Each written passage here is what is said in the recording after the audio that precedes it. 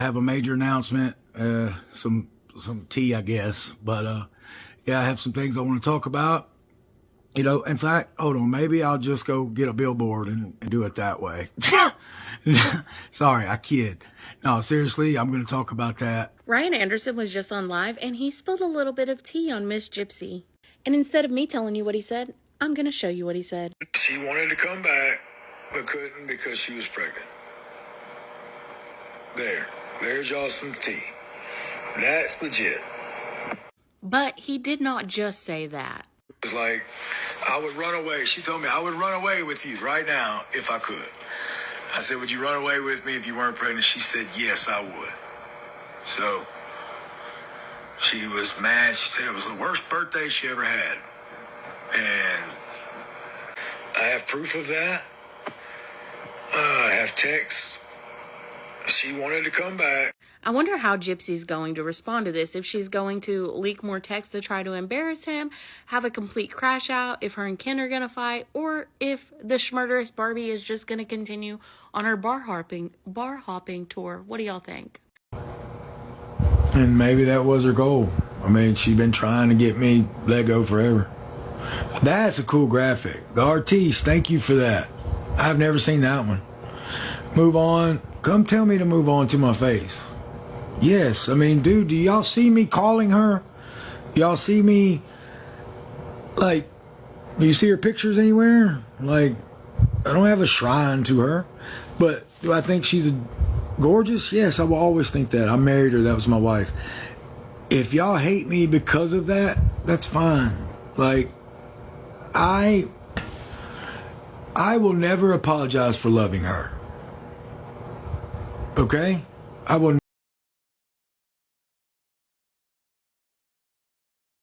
Oh, honey, let's talk about Gypsy Rose Blanchard. Because at this point, she's playing chess while Ryan's out here playing checkers and losing badly. Last night's drama was just the cherry on top of this messy Sunday.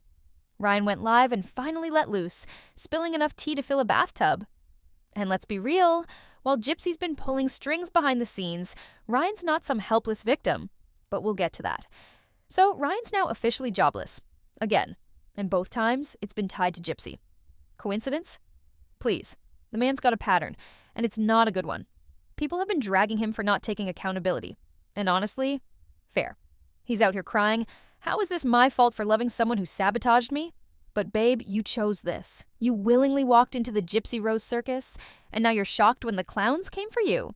And let's talk about how this whole mess even started, because it's ridiculous. Ryan and some coworker made a bet, yes, a literal bet, to see who could write to the most unhinged public figures. One picked Joe Exotic, the other picked Gypsy. Ryan chose Gypsy, started writing to her, and suddenly he's tilled in love Tilda. Sir, be so far right now. You don't just accidentally fall for someone you reached out to as a joke. That's not love. That's a lack of judgment. Now, about the post that got him fired, Gypsy allegedly implied he was using substances. Ryan claims he's been clean for 14 years. And if that's true, good for him. But the damage was done. And then Gypsy texts him, "Did you lose your job?" Like she didn't just drop that bomb herself. The audacity. Ryan says he was shocked, but at this point, what did he expect? She's been very openly gunning for him. I called it months ago. That was how the school justified not extending my contract. So they used those two tardy write-ups and a write-up for me complaining.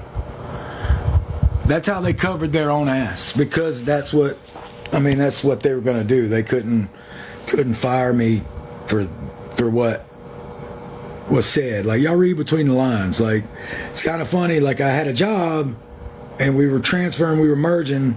I had a job, and then when Gypsy announced that, job gone. So y'all read between the lines. School did what they did to protect themselves, fine. But we all know what it was for. Gypsy's been trying to wreck his career, and now she's succeeded. But here's the thing. Gypsy's not some mastermind. She's messy, she's calculated, and she's petty. Ryan's just the latest casualty in her ongoing sagas of chaos. And while he's not innocent, Let's not pretend Gypsy's some angel caught in the crossfire. She knew what she was doing. The question is, what's her end game? Because this girl doesn't do anything without a reason. So yeah, Ryan's down bad, Gypsy's got another scalp on her belt, and we're all just here watching the train wreck in real time. At this rate, the next chapter's gonna be even wilder. And you know I'll be here with the popcorn. And first off, to hell with the people who call the school and to complain. I was good to my children, my kids. Number one, I was a great teacher to my students. You know what's funny? When the principal told me my contract were not renewed, exact words came out of her mouth. She said, "You are such a benefit to these kids. I want you to know that you are such a benefit to these kids, and you found your calling." The exact words, "I believe you have found your calling being a special ed teacher." And then proceeds to tell me the school doesn't want my services anymore. What?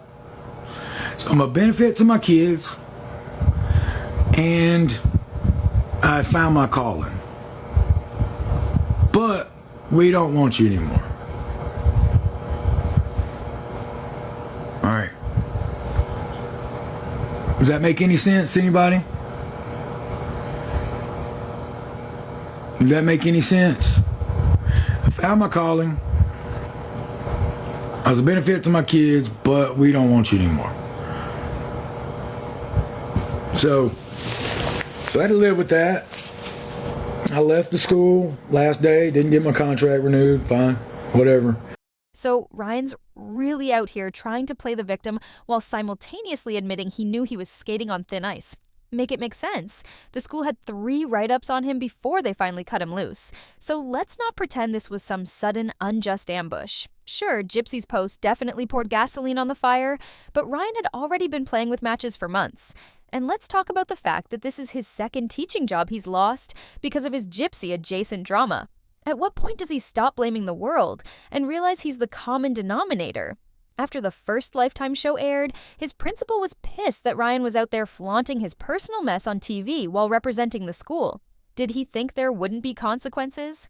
Teaching isn't just a job, it's a position of trust. And Ryan was out here turning his life into a reality show while expecting his employer to just shrug it off. Then there's the whole, "I don't regret anything" spiel. Babe, please. You lost 2 jobs, your reputation's in shambles, and you're still out here doing damage control because of choices you made. But sure, no regrets. It's giving "I'd do it all again" energy, which is honestly baffling. Joe Blow down the street, if you'd have done that to her, I would be like it was wrong. And so many people would be like, "You can't even talk about it." Da, da, da. I have more right to talk about that than y'all do. I mean, I hate to say that. I have more right to talk about it than anybody, except for that camp. I just love people. You have no right to speak on it. I mean, I do love the fact that we live in a country that freedom of speech. Freedom of speech. All right? You can do that. All right? Billboard, you can do it. Good for you. Happy that you can. But if it would have been to anybody, I would have said it was wrong. That's just my moral beliefs. It was wrong. Just so happens that it happened to be a billboard for my ex-wife. Do I think it's funny that Christy in the show said, "I wanted to get a billboard where it said, 'You are not the father'"? I think it's kind of funny that Gypsy was the one that got the billboard. I think that's friggin' hilarious. that karma got them on that, you know. But, you know, I just think it's wrong to say somebody's unfit to be a mother. I just think it's wrong. Y'all can hate me for that, but I've never changed my morals, and I'm not going to change it just because of the person the billboard was about. I mean, that's just the type of person I am. I wouldn't have liked it if it was Casey Anthony, or didn't she do something bad to her kids? It doesn't matter. I wouldn't have liked it anybody. Now, I don't know the Casey Anthony story, so I'm sorry if I said that. Sorry if I offended anybody with that. I don't know the story. But I'd have been upset if it would have been anybody, but I hate it. And the way he still defends Gypsy in some ways? Wild. He claims he'd feel the same if it were anyone else in her position, but let's be real, if this were some random ex, he wouldn't be nearly as diplomatic. The billboard drama is where it gets extra messy. Ryan says it was unfair and out of line, but then immediately undercuts his own outrage by admitting he low-key found it funny that Christy once threatened to do the same thing to him. So, which is it, Ryan? Are you morally outraged, or are you secretly chuckling because karma's a twisted little thing? It's almost like he wants to be angry but can't fully commit because part of him knows this whole mess is poetic justice. And let's not ignore the bigger picture here. Gypsy and her crew thought they were being slick by getting him fired, but all they did was ensure Ryan's gonna keep talking. Now he's got nothing to lose, and you know he's sitting on way more tea than he's spilled so far. Every time he goes live, it's another piece of the puzzle. Gypsy might have won this battle, but the war's far from over. At this point, Ryan's like a walking cautionary tale, a mix of bad decisions, denial, and misplaced loyalty. And Gypsy? She's playing the long game, but the more she tries to control the narrative, the more it backfires. This whole mess is like a slow-motion car crash, and honestly, I'm not looking away. It, is what it is. So if that's me protecting her, I apologize for that, but that's not me protecting her. It's not. I'm not protecting her. I used to protect her? Yeah, I did. She considered me her protector. And I did. She was my wife. I would have protected her. I would have. But now I'm not protecting her. She's living her own life. She's getting drunk on TikTok Live, which I wouldn't do, but more power to her if that's what she wants to do. But I will say this. That was not her first drink of alcohol. And I know that for a friggin' fact.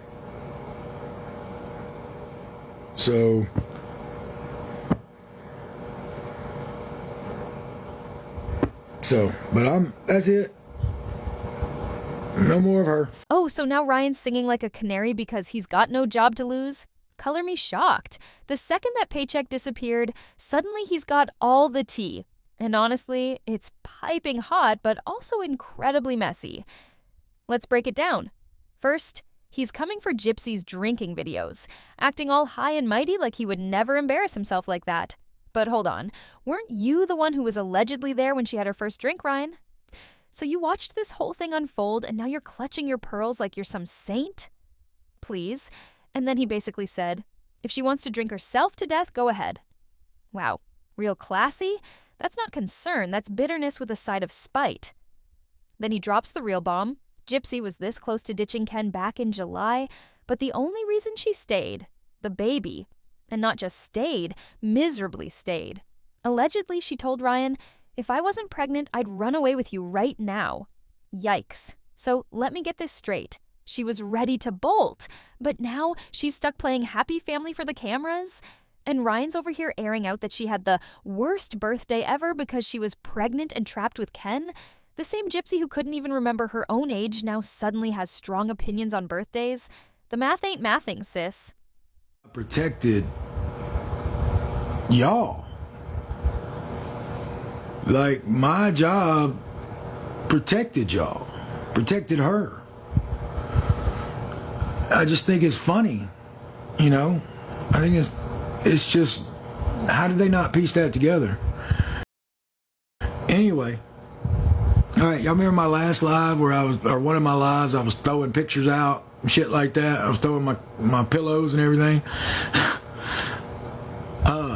It was funny, I actually got a text from you-know-who and said, did you really throw out our pictures? All sad. I thought that was hilarious. Did you really throw out our pictures? Oh, I thought that was funny. She really did do that. I have text and she knows it. But no, the TMZ article didn't help my job. Number one, didn't help. But I mean, that was a private conversation. I've already apologized for that. It is what it is. I haven't called him a bad name since. I mean, whatever. But that was hate towards one person. I've already explained that whole situation. But hashtag scrumptious.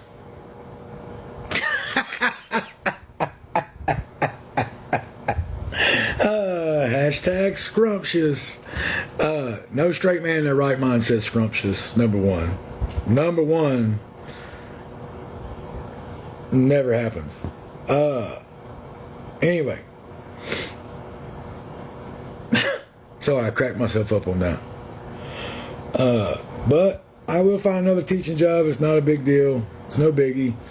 I just wanted to clear that up, that it happened. But you know, God works in mysterious ways. You know, it freed me up so I could do some other stuff. And I just love, just move on, let it be, grow up. I have moved on. I have let it be. Like, I love people telling me that. Have y'all not seen the way I've been and acted? And like, I took the high road the whole way. And then there's the Lifetime show.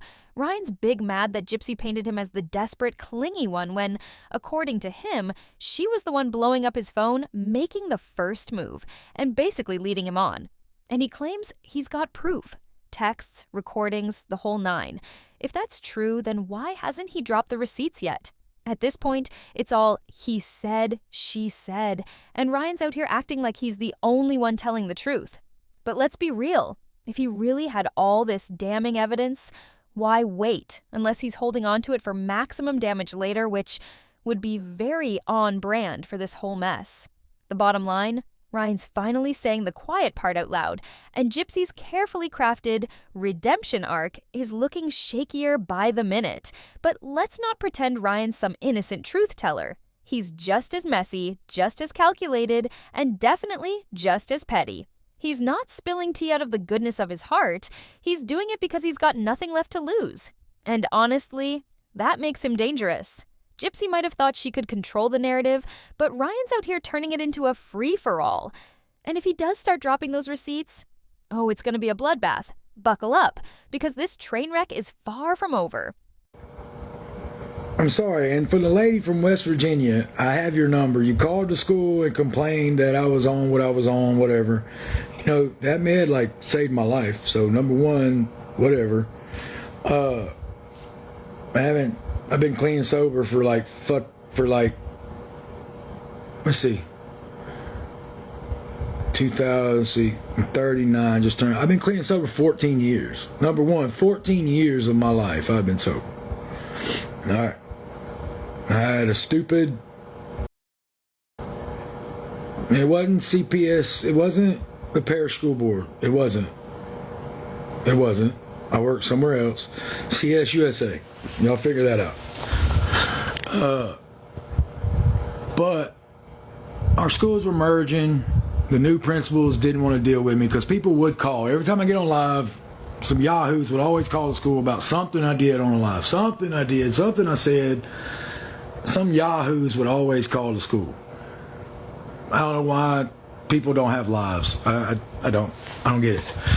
That's people's mission, to try to ruin other people's lives. Whatever. All right. So if you're keeping tally, I've lost 2 teaching jobs now. 2. Not really my fault.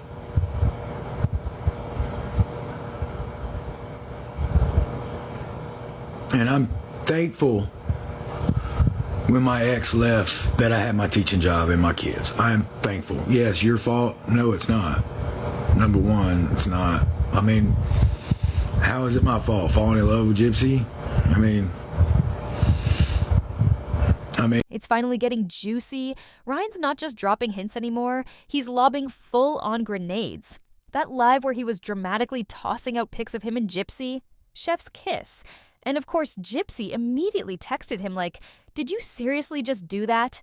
Babe, if you didn't care, you wouldn't be pressed." But she is pressed. And that tells us everything we need to know. She's still very much emotionally invested in this mess. Then Ryan took it there with the Ken tea. He didn't outright say it, but he heavily implied that Ken's got some flexible preferences and that Gypsy was the one who told him. And now he's just sitting on those alleged texts like a dragon guarding treasure. Will he ever release them? Who knows? But the fact that he's dangling them out there means he wants Gypsy to sweat. And honestly, it's working. Ryan also didn't hold back on how much he despises Ken. Shocking, I know. He called him an enabler, accused him of only being with Gypsy for clout and cash, and even claimed Ken straight up ignores her in public while flirting with other people. Now, is Ryan biased? Obviously. But let's be real. We've all seen those videos where Gypsy's just sitting there looking miserable while Ken's off doing whatever. Ryan's not wrong that the whole dynamic is weird. But here's the real question. What's Gypsy's next move? Because you know she's not going to let Ryan drag her and Ken like this without firing back. She's already proven she's petty and strategic, so this is definitely not ending here. Either way, thanks for hanging with me through this mess, y'all. Don't forget to smash that like button if you're as hooked as I am, and drop a comment. Who do you believe in this whole mess? Ryan? Gypsy? Neither. And make sure you're subscribed because you know this drama isn't stopping anytime soon. Want more tea? Check out the videos popping up on your screen. I'll see you there for the next chapter of this wild saga.